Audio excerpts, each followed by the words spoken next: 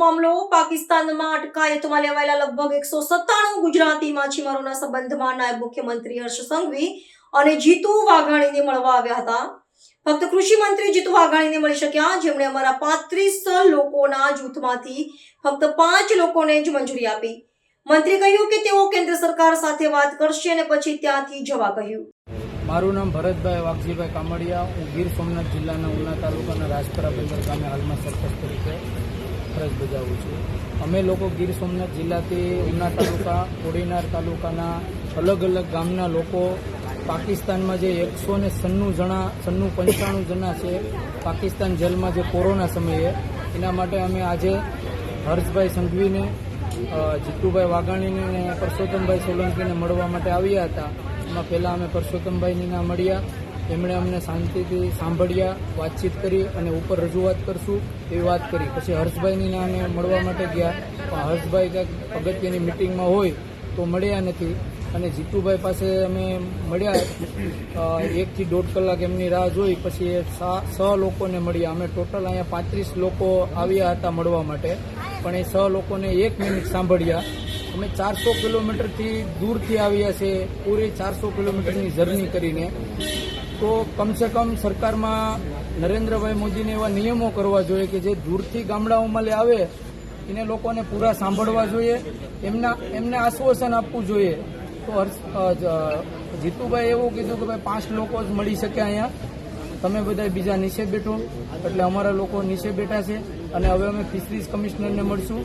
અને મંગળવાર અને સોમવાર માત્ર અરજદારો માટે રાખેલો હોય, મુલાકાતીઓ માટે રાખેલો હોય તો મિનિસ્ટરને અહીંયા બેસવું જોઈએ, એને સાંભળવા જોઈએ. અન્યથા સરકારને એક કાર્યક્રમ બદલાવવાની જરૂર છે કે અમે તમને સાંભળીએ ચાલો, તો એને ઉના તાલુકાની અંદર કે દરેક તાલુકાની અંદર મિનિસ્ટરોને મોકલવા જોઈએ અને ત્યાં એક કાર્યક્રમ રાખવો જોઈએ તાલુકામાં અથવા ડિસ્ટ્રિક્ટમાં, કે જે લોકો અહીંયા સુધી દૂર આવી ન શકે ને તે ત્યાં આવી શકે અને ત્યાં તેને સાંભળે. નરેન્દ્રભાઈ વખતમાં આ બધી સિસ્ટમ હતી, અત્યારે આ સિસ્ટમ નથી અહીંયા.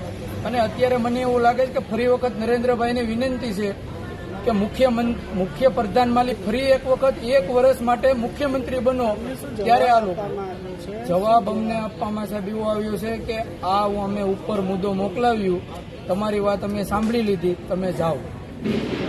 જો તમારું ના સાંભળવામાં આવે તો નેક્સ્ટમાં શું રહેશે? અમારું હવે અમને એવું છે કે અહીંયા અમારું કોઈ સાંભળવા માટે નથી તૈયાર, એવું અમને લાગે છે.